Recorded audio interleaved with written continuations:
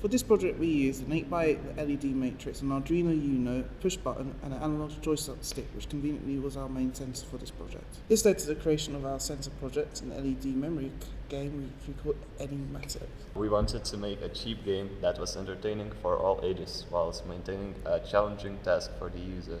The aim of the game is to remember the pattern of the LEDs and to repeat it using the main sensor, the joystick.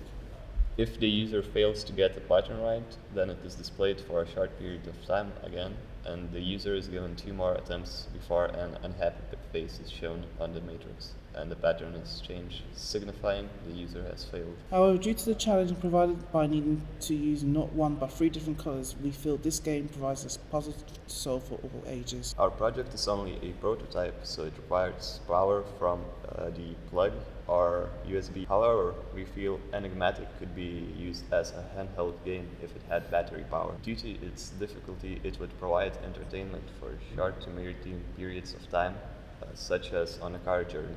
The button has 2 main purposes. If you make a mistake, you can check the pattern again, however you can only do it 3 times. If you complete the pattern and push the button and it's correct, you get a green smiley face. If you screw up the pattern or push the button more than 3 times and haven't finished the pattern, then you get a red sad face and it progresses to the next pattern. The joystick is the main control mechanism of the game.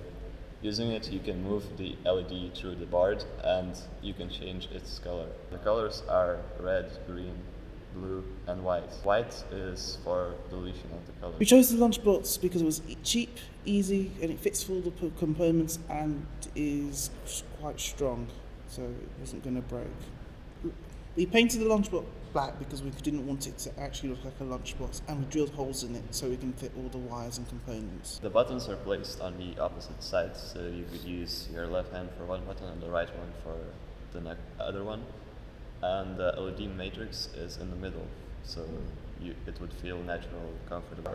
Output is an LED matrix, which is basically a wired zigzag strip, which you can connect multiple of to extend it.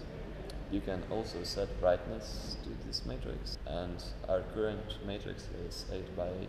The idea for the game pretty much arose out of the blue sky. While we were walking home, one of our teammates said, maybe we should do something along the lines of a memory game, which then immediately made me think of this minigame inside of World of Warcraft. A path made of squares is generated and then displayed to the user.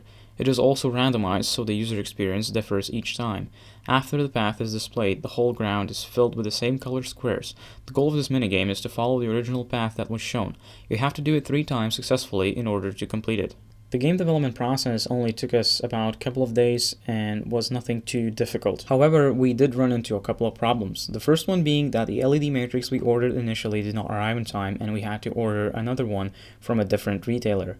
While we were waiting for the part to arrive, we had to make our own matrix that was text-based, which allowed us to proceed with the game, but it was not as efficient. The Arduino itself has a very limited amount of onboard memory, which makes it really hard to store any larger variables. Therefore, we had to store our pattern matrices into bit arrays, which was a whole new concept to us, but by doing so, we managed to reduce the memory consumption by a factor of 8. With those 2 problems out of the way, we then started working on the physical design of the game. Initially, we wanted to house the game in a cardboard box, but later on, we realized that it would simply not hold against the force that is required to operate the push buttons. We could have gone with a wooden box or a 3D printed one, but it would have cost us way too much time and money. After all, this is just a prototype. Hence, it was decided that a regular plastic box, a drill, blue tack, and some spray paint will do the job.